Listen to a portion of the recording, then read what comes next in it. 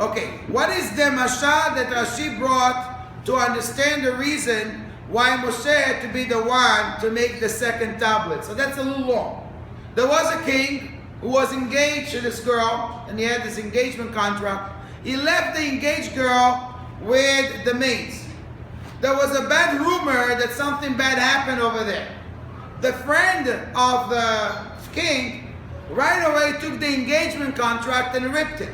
He said, if the king is going to want to kill her, I'm going to tell him, what do you want? She's not engaged to you anymore. The king came back and he found out, investigated, he found out that it wasn't the fiance who sinned, it was the maid.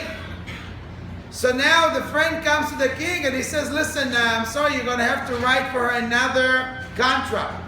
And the king tells him, no, you have to write the contract. If I write the contract, it looks like she did something wrong. Okay? But the fact is, she did not do anything wrong. That's why you have to write the contract. Question number 60. What is the nimshah? So the king is Hashem. The contract is the luchot. The friend of Hashem is Moshe. The friend is Moshe. And the fiance is Am Yisrael. The maids are the Erev Rav. Now, Moshe Rabbeinu broke the tablets because otherwise Am Yisrael will never be forgiven. But now that it was proven and shown that only the Erev Rav are the ones who did that, Moshe had to be the one who made the second tablets. Question number 61. What did Hashem tell Moshe about the way he will give the second tablets, and what does Rashi learn about it? So he said, we wrote three things over here. The second tablets will be given down in hiding, not in front of everybody like the first tablet. Rashi says, we see from here that one of the reasons why the first tablets ended up broken is because it was given in public and there was ayin hara.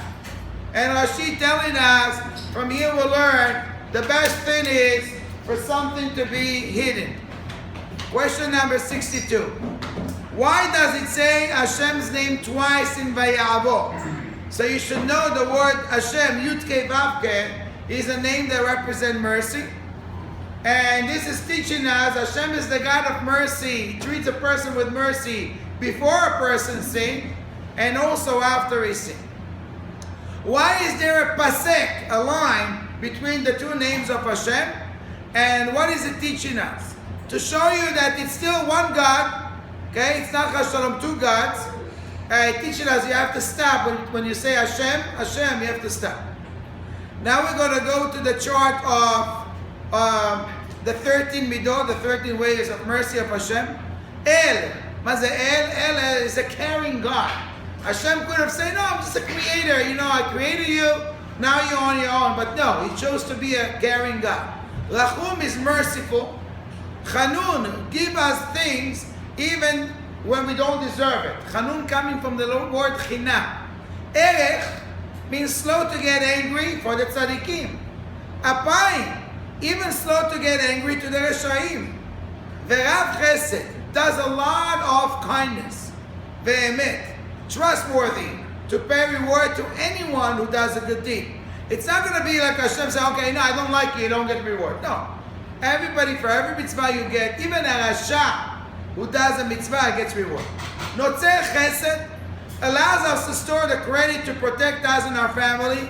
La'alafim, up to 2,000 generations. Nosei avon, there's two explanations for Nosei avon. Forgive a sin that was done on purpose. Another explanation is every time we make a sin, we create this demon who wants to come and feed on us and kill us. And Hashem says, you know, come to me, I'll take care of you. Vafesha, Hashem can forgive a sin that was done as an act of rebelling to go against Hashem. V'chata'a, Hashem can forgive a sin that was done by mistake. Even though many times when we do a sin by mistake, we think like it wasn't a big deal. V'nakeh, Hashem can forgive a sin to the point that it's like you have never sinned. Question number 64. Why does it says V'nakeh lo yanakeh? Simply meaning erasing, wiping, cleaning, I will not clean.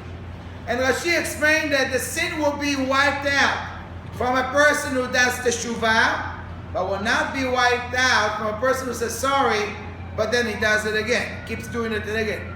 So if you want to be forgiven, you got to stop making the sin. Number 65. For how long does a punishment go, and what does Rashi learn from it? A punishment that for a person who makes a sin can go up to 4 generations. To him, to his son, grandson, and even great-grandson. Rashi says, look at the ratio between a sin and a reward. A punishment and reward. A reward can go to 2,000 generations. A sin only 4. So the ratio is 1 to 500. What does Hashem warn the nation of Israel about the 7 nations that lives in Israel?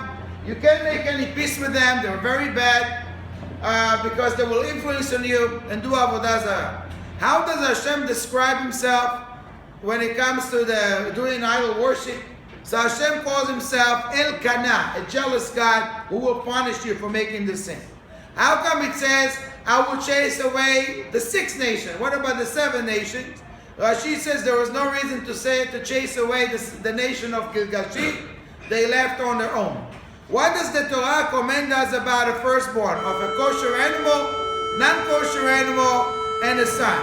For a kosher animal, the firstborn has to go given to the Kohen, who's going to make an offering out of it.